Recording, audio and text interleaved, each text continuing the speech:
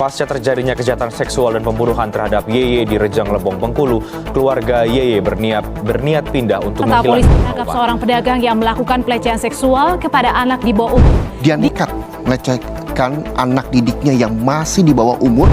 Sementara itu, pemirsa, kasus pelecehan seksual di salah satu sekolah swasta. Sejak Senin, beredar informasi tentang kejadian kekerasan seksual yang menimpa 15 siswa warga YY di desa anak didiknya yang Artinya pelaku mengiming-imingi korban dengan sejumlah uang. Sebuah rumah kos ini merekam aksi bejat seorang dosen yang melakukan pelecehan seksual terhadap mahasiswinya.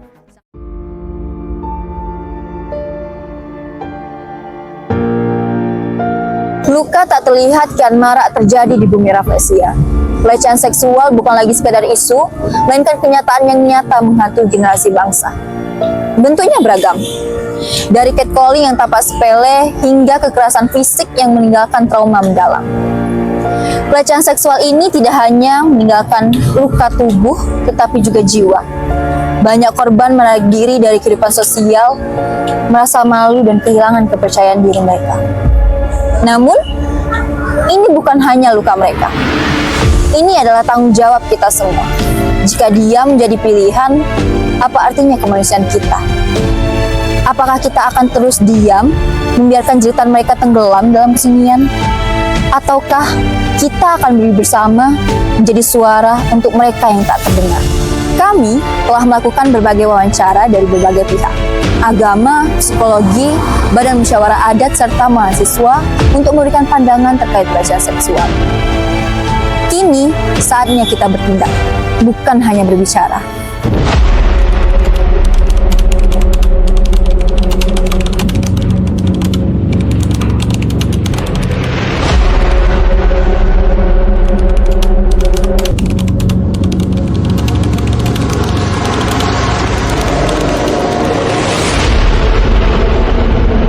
Dari sudut pelaku itu sebenarnya kan ada ada penyebab kenapa dia bisa melakukan seperti itu. Bisa dari diri sendiri, bisa dari, kan ada faktor internal sama eksternal tadi ya.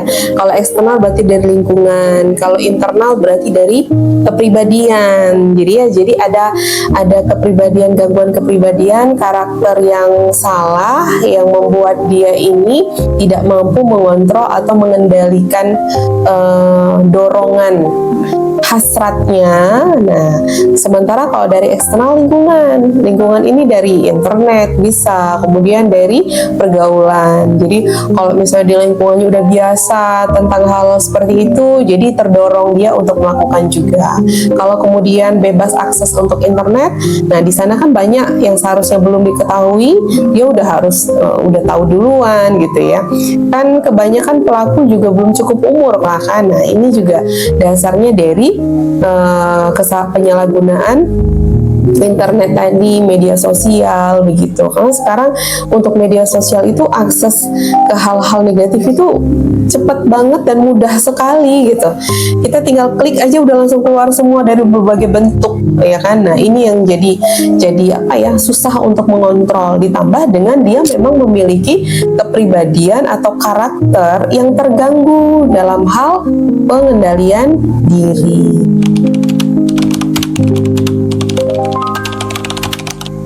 Bagi korban, kalau korban itu sebenarnya dampaknya itu jangka panjang ya, karena korban itu memiliki trauma yang namanya traumatis yang mendalam.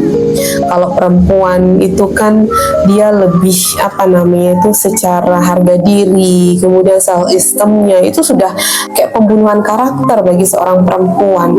Apalagi dampak sosial untuk diri aja itu dampaknya luar biasa, apalagi dampak sosial. Kalau dampak sosialnya ya satu pasti malu, kemudian ya untuk bertemu atau berhubungan sama orang itu pasti dia akan menarik diri, jadi dia akan mengalami withdrawal, menarik diri, menghindari sosial karena merasa malu, merasa tidak berharga, merasa hancur masa depan dan lainnya. Maka perlu dibantu, didampingi untuk penyembuhan traumanya. Kalau untuk pelaku dia ada dua. Kalau seandainya dia di bawah di bawah usia masih di bawah umur, itu kan harus dilakukan pembinaan atau rehab. Tapi kalau dia sudah dikategorikan dewasa, maka ada sanksi hukum yang harus dia jalankan sesuai dengan undang-undang yang berlaku ya untuk pelaku dewasa pelecehan seksual.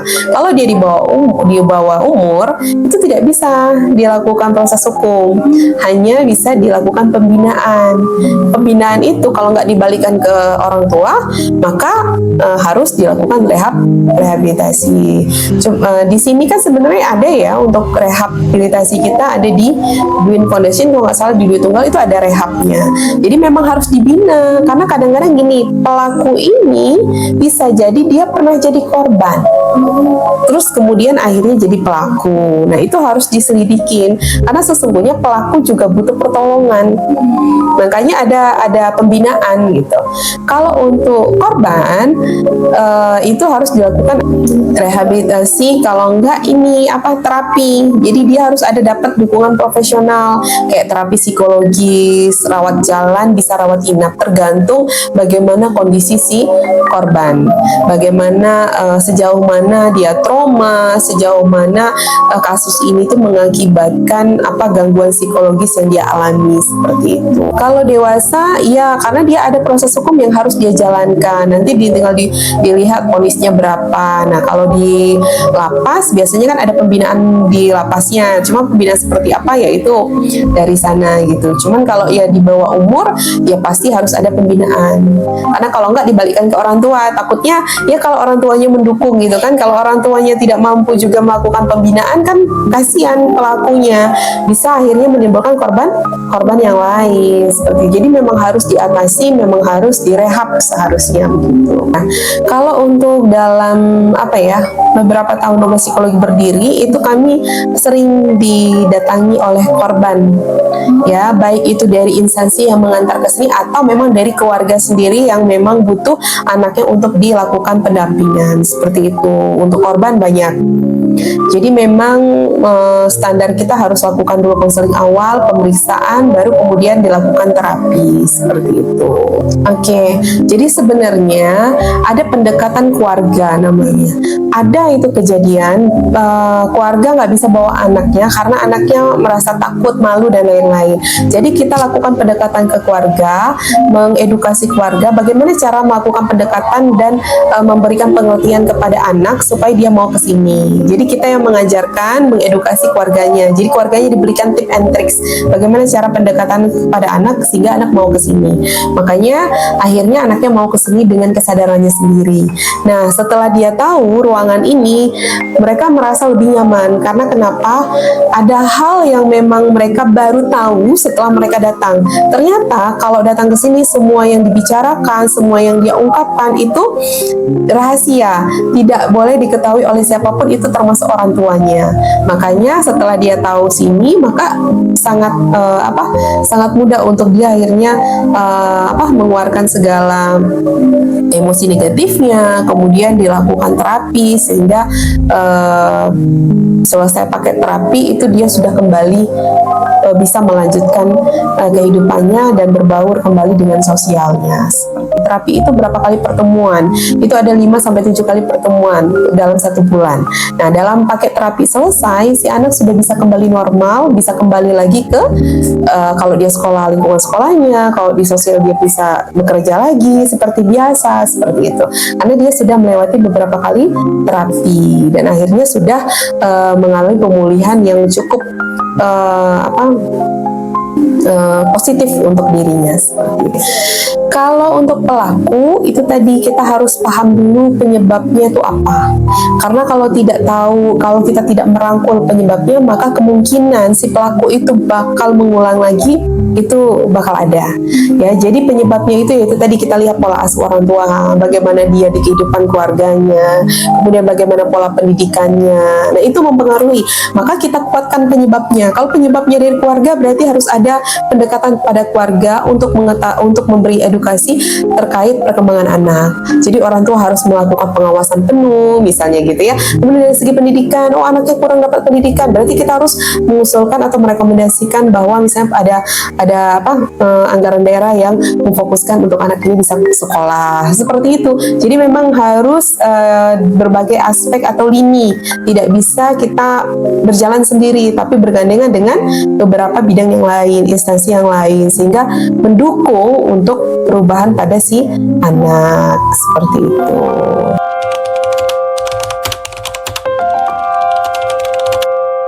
Ya, baik. Kan pelecehan seksual itu ada dua jenis, baik secara fisik maupun non fisik.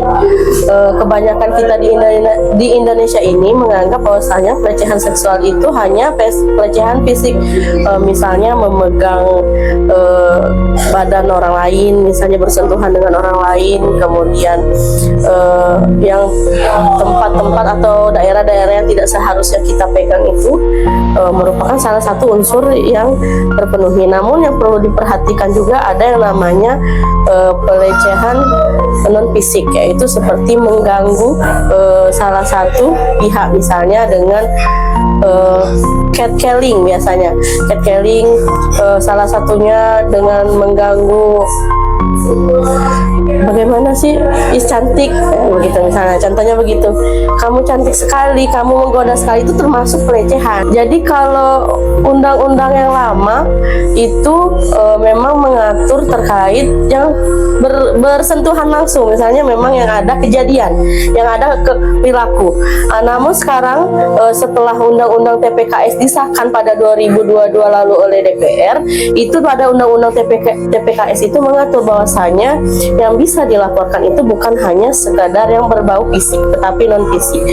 Jadi kalau memang kita merasa terganggu dan juga kita merasa tidak nyaman dengan contohnya catcalling, kan sering itu kan jadi bahan candaan, ih kamu berisi sekali, kamu menggoda sekali, montok, maaf kita bilang kan. Nah itu kalau bisa, itu sudah menjerumus ke kenyamanan kita, itu sudah mengganggu kenyamanan kita, itu kita bisa melaporkan dan itu bisa ada pidananya, baik di depan umum maupun secara pribadi di media sosial Ataupun yang sudah dewasa. ya. Kalau di bawah umur itu kan tidak bisa dikatakan itu sebagai pelaku, tapi pelaku anak biasanya tuh dikatakan, bukan terpidana, bukan tersangka. Biasanya itu bahasanya itu memang pelaku anak. Itu tergantung bagaimana hakim memutuskan. Tapi untuk pidana anak ini biasanya itu ada yang namanya rehabilitasi. Itu ada yang mengangkomodirnya, itu baik dari Bapas, nanti dilihat hasil putusan hakim itu pelaku itu apakah akan dialihkan ke rehabilitasi khusus anak gitu. Tetap di sana itu tetap anak-anak tetap bisa sekolah, tetap belajar, bukan seperti pidana dewasa di penjara, tapi di sana itu bahasanya itu rehabilitasi anak.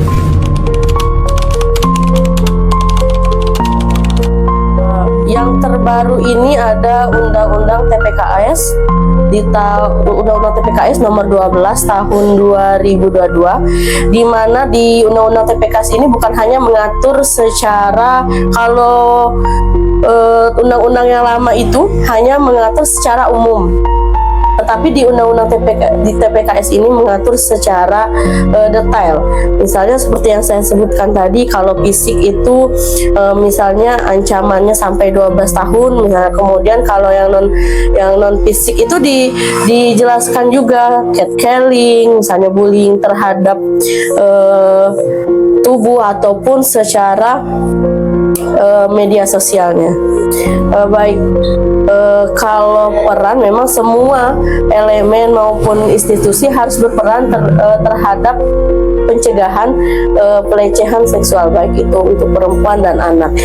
Jadi bagaimana pendidikan di sektor pendidikan mengedukasi pencegahan, harus sering-sering adanya sosialisasi mengedukasi pelecehan seksual, tindak pelecehan seksual kepada perempuan dan anak. Kemudian di sektor hukumnya, bagaimana hukum yang berjalan itu sesuai dengan regulasinya, misalnya hukum yang diterapkan itu memang hukum yang tentang kekerasan perempuan dan anak. Kemudian dari sisi agamanya harus saling menguatkan, yang pada dasarnya harus saling berkoordinasi dan menguatkan satu sama lain.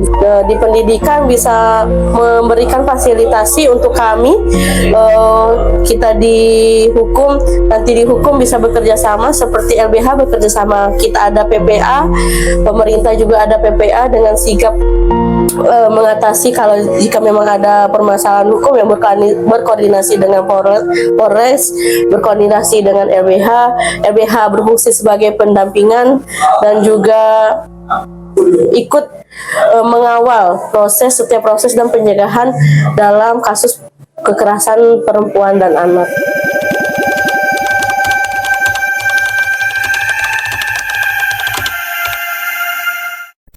Ya, kalau menurut agama ya, pelecehan seksual dalam bentuk apapun itu diharamkan. Karena dalam Al-Quran sudah jelas, wala taqrabu zina innahu kana fahisyatan wa sa'a sabila. Jadi pelecehan seksual itu termasuk dalam pengertian perzinaan, apapun bentuknya dan siapapun pelakunya. Apalagi ini yang melakukan orang dewasa, dilakukan kepada anak-anak yang di bawah umur. Jadi sudah jelas kalau menurut agama itu status hukumnya. Nah, bentuk pencegahannya pertama itu adalah pendidikan keluarga. Apalagi ini anak-anak masih di bawah umur, ya. Jadi bagaimanapun peran keluarga, peran sekolah, peran masyarakat, peran pemerintah itu semuanya harus bersinergi untuk ya, mengatasi, meminimalisir ya, perlakuan pelecehan seksual atau dalam bentuk kejahatan apapun. Tapi yang paling penting dalam hal ini adalah keluarga. Karena keluarga itu dalam pandangan Islam itu adalah sekolah pertama bagi anak-anaknya. Kalau orang tua tidak melakukan perannya sebagai pendidik, baik ayah maupun ibunya, itu anak-anak itu sangat rentan sekali untuk terlibat dalam hal-hal yang negatif, termasuk dalam hal ini adalah seksual. Ya, saya kira udah jelas ya kalau secara hukum agama statusnya dia haram, artinya dalam hal ini para mubalik, ya, penceramah itu harus melakukan binaan kepada masyarakat melalui tablik-tablik apapun bentuknya, maupun Isra Mi'raj Maulid Nabi, takziah atau walimah, itu mesti harus banyak digaungkan. Nah, yang kedua itu adalah pemerintah, karena undang-undangnya sudah jelas ya. Sudah jelas pelaku seksual, kemudian apalagi ini dilakukan terhadap anak-anak di bawah umur, ada perlindungan anak kan, nah itu pasti harus hukum ditegakkan secara tegas. Jadi kalau tiga ini bersinergi, insya Allah itu bisa meminimalisir ya. Jadi pengawasan dari orang tua ditingkatkan, kemudian para tokoh agama itu gencar memberikan sosialisasi tentang betapa kejamnya, betapa jahatnya perbuatan ini, dan yang paling penting adalah APH, aparat penegak hukum. Jadi harus tegas. Jadi kalau tiga komponen ini, tiga unsur ini dilaksanakan, insya Allah ya kedepannya kalau mau menghapusi kayaknya agak susah ya, tapi paling tidak itu meminimalisir kasus-kasus tidak setiap tahun meningkat terus ya, seperti yang Anda sampaikan. Kira itu aja.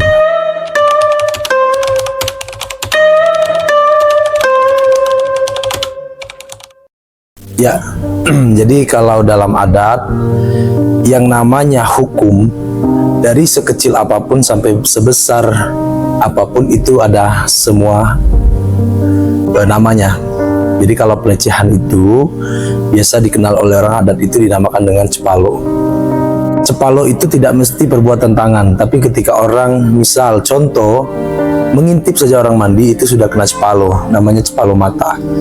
Jadi sudah pasti adat itu yang ditinggalkan leluhur terdahulu adalah sebuah khazanah bagaimana manusia itu memanusiakan manusia, sehingga seluruh sendi-sendi kehidupan itu ada hukumnya. Apalagi seperti pelecehan seksual itu kalau di dalam adat itu sangat fatal. Apalagi misalnya dalam pelanggaran seksual itu pelecehan itu misalnya merugikan seseorang perempuan, maka itu dinamakan dengan tempung mate bilai atau cuci dusun. Oke. Kalau untuk melindungi perempuan, untuk sampai saat ini BMA terus bermitra baik itu kepada DP3A, PPA Polres Rejang Lebong, WCC Women Crisis Center Provinsi Bengkulu memastikan bagaimana untuk perlindungan anak di bawah umur ini. Tapi itu tetap menjadi sebuah persoalan yang tidak bisa kita pastikan untuk bagaimana kita menjaga. Itu balik-balik lagi harus ada terlibatan pemerintah daerah melalui RT, RW, Kades, Kadus dan sebagainya untuk dapat mensosialisasikan bagaimana masyarakat menjauhilah hal-hal yang bisa membuat sebuah pelecehan itu.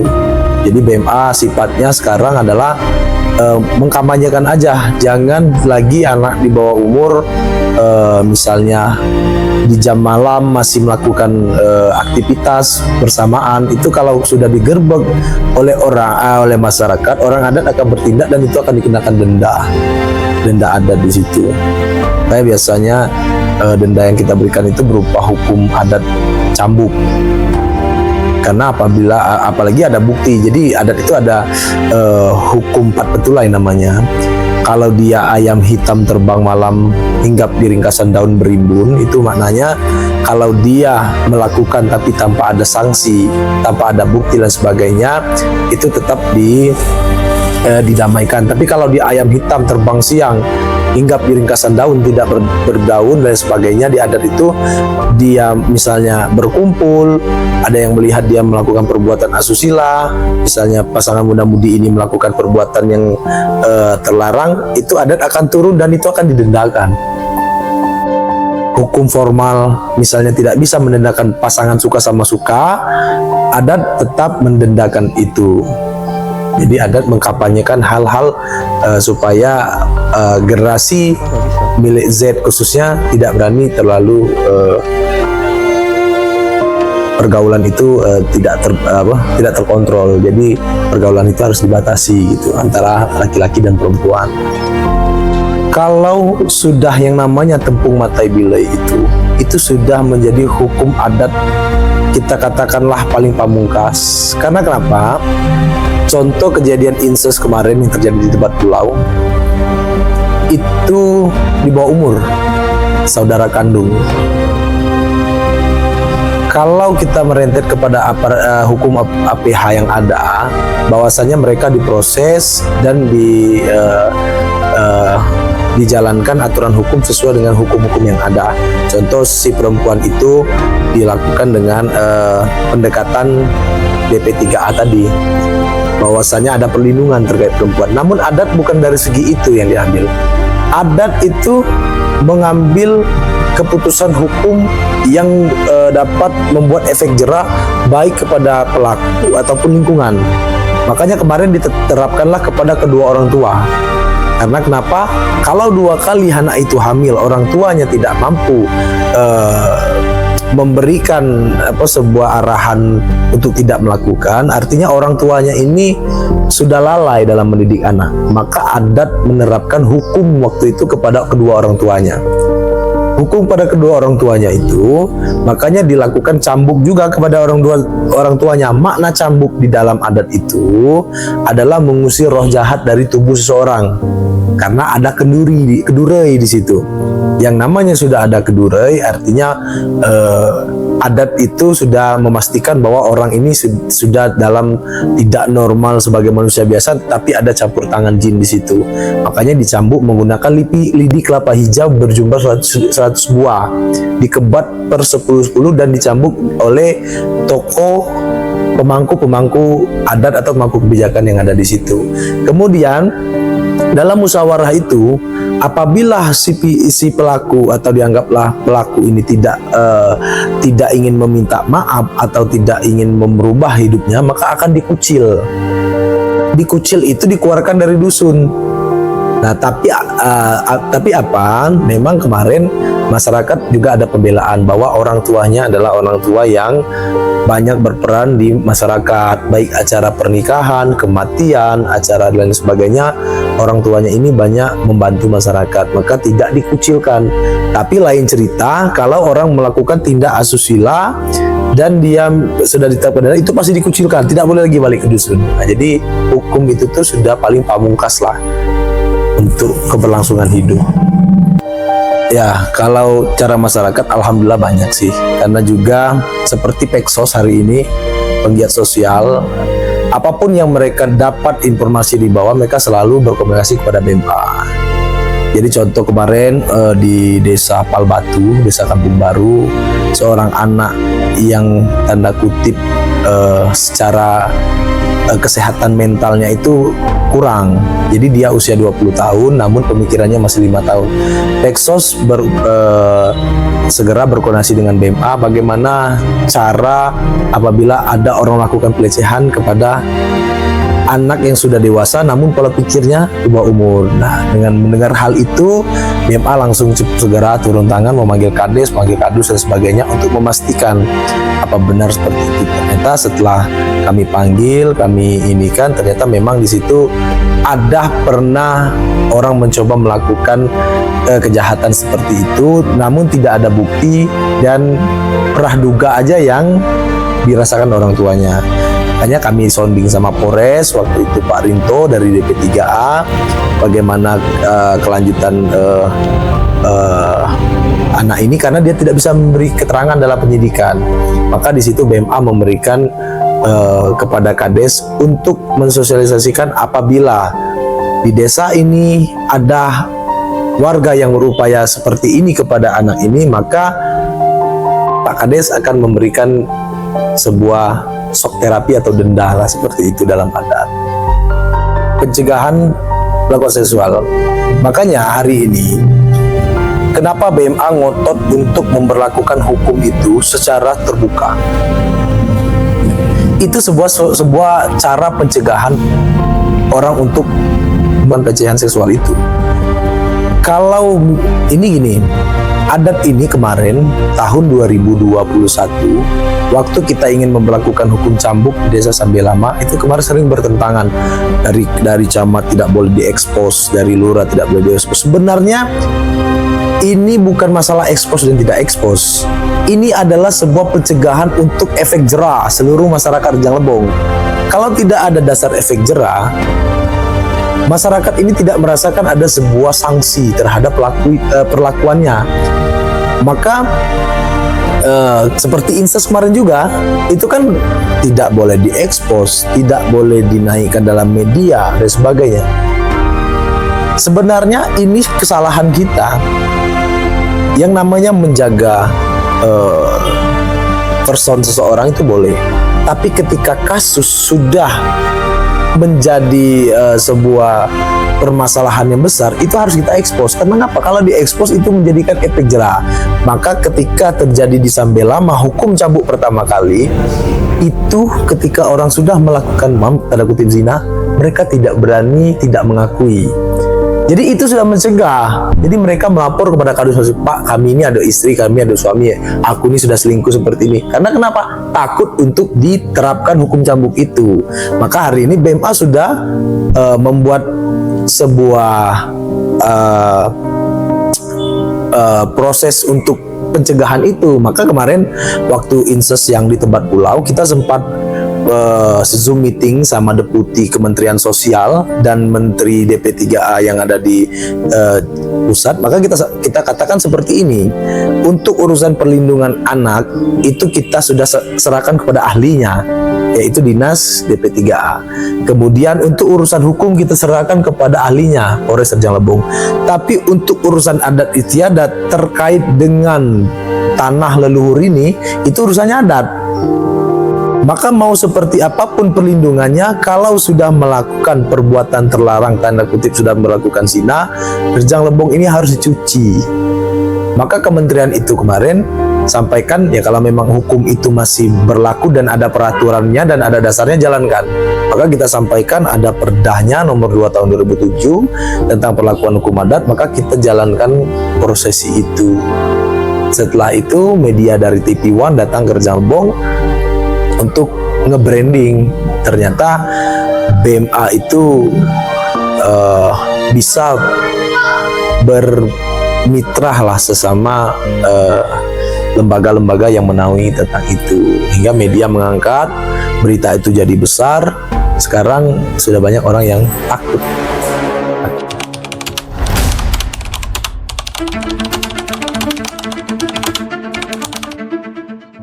Oke, tanggapan saya yang pertama itu sangat miris sekali, karena kenapa?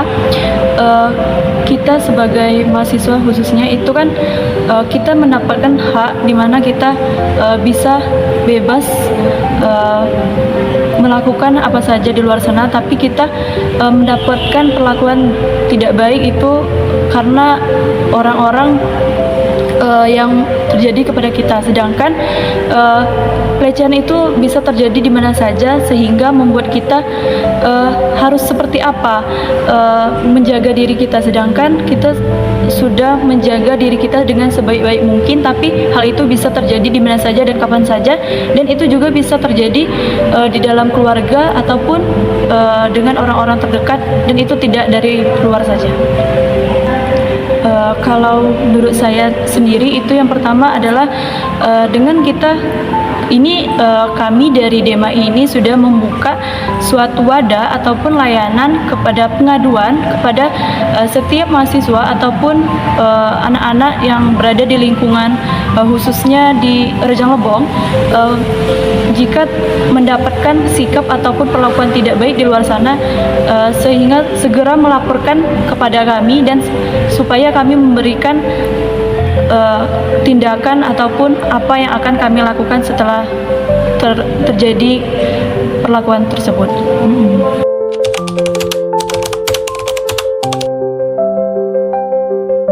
Pertama itu karena kekurangannya pendidikan. Karena kenapa?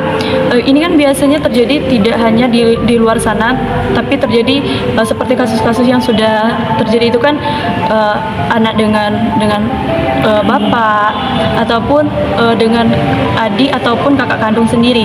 Nah, itu kan membuat karena minim sekali pendidikan dan sekarang itu banyak penyalahgunaan teknologi seperti handphone itu kan kita menggunakannya untuk mempermudah kita dalam belajar, tapi di luar sana itu dipergunakan untuk tontonan-tontonan yang tidak baik, sehingga itu membuat menjadikan orang-orang di luar sana itu termotivasi dan ingin memperbuat hal yang seperti yang dia tonton seperti itu.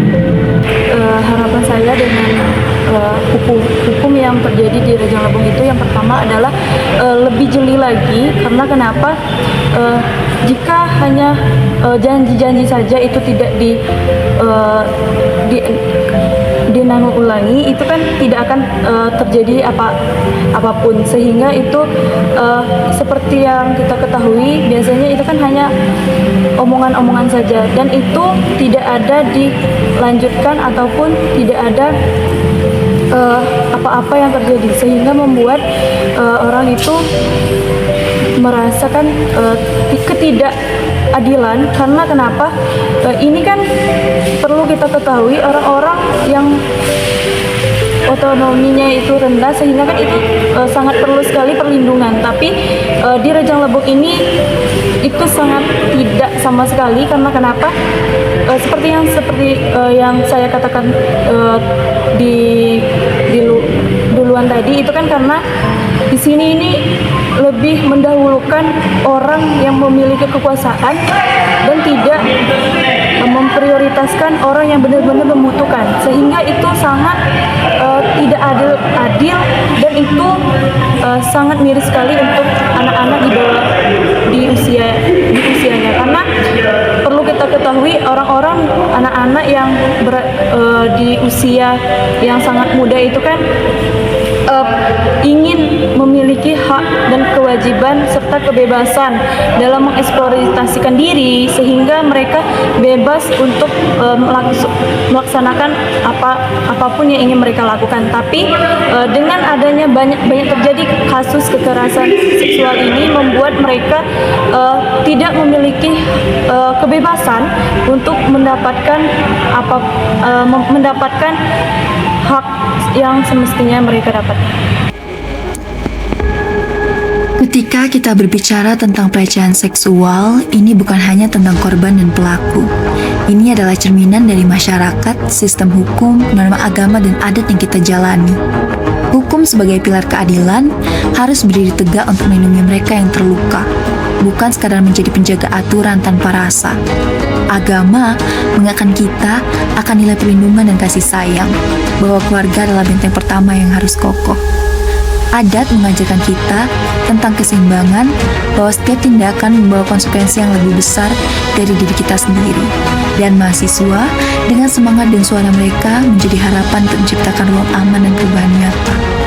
Namun, semua ini tidak akan berarti tanpa aksi nyata. Kita tidak hanya butuh kritik, tetapi juga kolaborasi. Tidak hanya butuh aturan, tetapi juga keberanian untuk menjalankannya. Bersama, kita bisa melawan bayang-bayang ketidakadilan dan membangun dunia yang lebih aman bagi semua orang.